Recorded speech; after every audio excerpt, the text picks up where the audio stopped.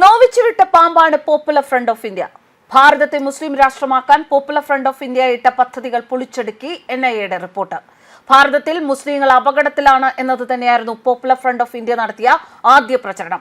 രണ്ടാമതായി, ഭാരതവും പാകിസ്ഥാനും തമ്മിൽ ഇനിയൊരു യുദ്ധമുണ്ടായാൽ ദക്ഷിണ ഭാരതം പിടിച്ചെടുക്കാൻ പദ്ധതിയിട്ടു. പാകിസ്ഥാനിൽ നിന്നും തുർക്കിയിൽ നിന്നും ആയുധങ്ങൾ വാങ്ങി കാഡർമാർക്ക് പരിശീലനം നൽകാൻ ശ്രമിച്ചു. IS നിന്ന് തന്ത്രങ്ങൾ പഠിക്കാൻ സിറിയയിലേക്ക് കേഡർമാരെ അയച്ചു. RSS, BJP, VHP നേതാക്കളുടെ പട്ടിക സൂക്ഷിച്ചു. അവരെ നിരീക്ഷിക്കാൻ പ്രത്യേക ഹിറ്റ് സ്ക്വാഡുകൾ രൂപീകരിക്കുകയും ചെയ്തു. രാജ്യത്തുടനീളമുള്ള 1300-ലധികം PFIക്കാർക്കെതിരെ അന്വേഷണ ഏജൻസികൾ വിവിധ ക്രിമിനൽ കേസുകൾ രജിസ്റ്റർ ചെയ്തിട്ടുണ്ട്. പോപ്പുലർ ഫ്രണ്ട് ഓഫ് ഇന്ത്യ വിദേശത്തു നിന്നും ആയുധം കൈക്കലാക്കാൻ ശ്രമിച്ചു എന്നും പ്രവർത്തകർക്ക് ആയുധ പരിശീലനം നൽകി എന്നും ദേശീയ അന്വേഷണ ഏജൻസി പറയുന്നു. 20 പോപ്പുലർ ഫ്രണ്ട് പ്രവർത്തകർക്കെതിരായ കേസിൽ പ്രത്യേക ജഡ്ജി പ്രശാന്ത് ശർമ്മയുടെ ബെഞ്ചിൽ നടന്ന ഇൻ ക്യാമറ വാദം കേൾക്കലാണ് NIA പ്രത്യേക പബ്ലിക് പ്രോസിക്യൂട്ടർ രാഹുൽ ത്യാഗി ഈ വാദം ഉന്നയിച്ചിരിക്കുന്നത്. IS നിന്ന് തന്ത്രങ്ങൾ പഠിച്ച് ഇന്ത്യയിൽ നടപ്പിലാക്കാനായി പോപ്പുലർ ഫ്രണ്ട് നേതാക്കൾ അണികളെ സിറിയയിലേക്ക് അയച്ചതായി ആരോപിച്ച ത്യാഗി, ലക്ഷ്യമിടേണ്ട BJP, RSS, VHP നേതാക്കളുടെ പട്ടിക ഇവർ സൂക്ഷിച്ചിരുന്നതായും കൂട്ടിച്ചേർത്തു. കേസ് കൂടുതൽ വാദം കേൾക്കുന്നതിനായി ചൊവ്വാഴ്ചയിലേക്ക് മാറ്റിയിട്ടുണ്ട്. രാജ്യവിരുദ്ധ പ്രവർത്തനങ്ങൾ നടത്തുന്നതായി ആരോപിച്ച് 2022 സെപ്റ്റംബറിൽ കേന്ദ്ര സർക്കാർ പോപ്പുലർ ഫ്രണ്ട് ഓഫ് ഇന്ത്യക്ക് നിരോധനം ഏർപ്പെടുത്തുകയും നിരവധി നേതാക്കളെ ജയിലിലടയ്ക്കുകയും ചെയ്തിരുന്നു.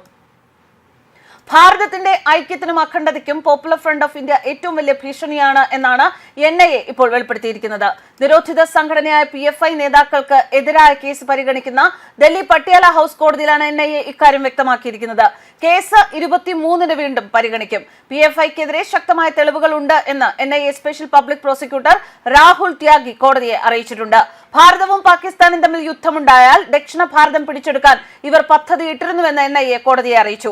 ഭാരതവും പാകിസ്ഥാനുമായി യുദ്ധമുണ്ടായാൽ ശ്രദ്ധ വടക്കൻ പ്രദേശത്തായിരിക്കും. ആ സമയത്ത് തെക്ക് നിന്ന് ആക്രമിച്ച് ദക്ഷിണ ഭാരതം പിടിച്ചെടുക്കാം എന്ന് PFI ക്ലാസുകളിൽ പഠിപ്പിച്ചിരുന്നുവെന്ന് സാക്ഷിമൊഴി നൽകിയിട്ടുണ്ടെന്ന് NIA സ്പെഷ്യൽ പബ്ലിക് പ്രോസിക്യൂട്ടർ കോടതിയെ അറിയിച്ചു. ഭാരതത്തിൽ മുസ്ലിങ്ങൾ അപകടത്തിലാണ് എന്ന പ്രചാരണം നടത്തി PFI ഹിന്ദുക്കൾക്കെതിരെ ശത്രുതയും വിദ്വേഷവും വളർത്തുകയായിരുന്നു. അത്തരം പ്രചാരണങ്ങളിൽ വീഴുന്ന മുസ്ലിം യുവാക്കളെ തിരിച്ചറിയുകയും ജിഹാദിൽ പങ്കെടുക്കുന്നതിന് അവരെ തീവ്രവാദികളാക്കുകയും ചെയ്തു. ISൽ ചേരാനും ഭാരതത്തിൽ ഖിലാഫത്തും ശരീഅത്ത് നിയമവും സ്ഥാപിക്കാനും PFI അംഗങ്ങളെ പ്രേരിപ്പിച്ചു. ഹിന്ദുക്കൾക്കും മുസ്ലിങ്ങൾക്കും ഇടയിൽ ഭിന്നത സൃഷ്ടിക്കാൻ PFI ശ്രമിച്ചു. മുഗളന്മാരുടെ കീഴിൽ ഭാരതം ഇസ്ലാമികമാണ് എന്നായിരുന്നു പ്രചാരണം. എന്നാൽ മുഗളന്മാരുടെ പതനത്തിനു ശേഷം മുസ്ലിങ്ങളുടെ നില വഷളായി എന്ന് പ്രചരിപ്പിച്ചുവെന്നും NIAയുടെ അഭിഭാഷകൻ ചൂണ്ടിക്കാട്ടി. കേന്ദ്ര ആഭ്യന്തര മന്ത്രാലയത്തിന്റെ ഔദ്യോഗിക റിപ്പോർട്ട് പ്രകാരം നിരവധി രേഖകളും വസ്തുക്കളും PFIക്കാരിൽ നിന്ന് പലതവണകളായി രാജ്യത്തിന്റെ വിവിധ ഭാഗങ്ങളിൽ നിന്ന് പിടിച്ചെടുത്തിട്ടുണ്ട്.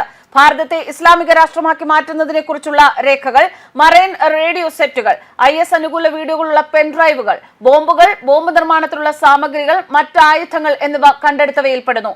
2022 സെപ്റ്റംബറിലാണ് കേന്ദ്ര സർക്കാർ PFIയെ നിരോധിക്കുന്നത്. News desk കർമാനൂസ്.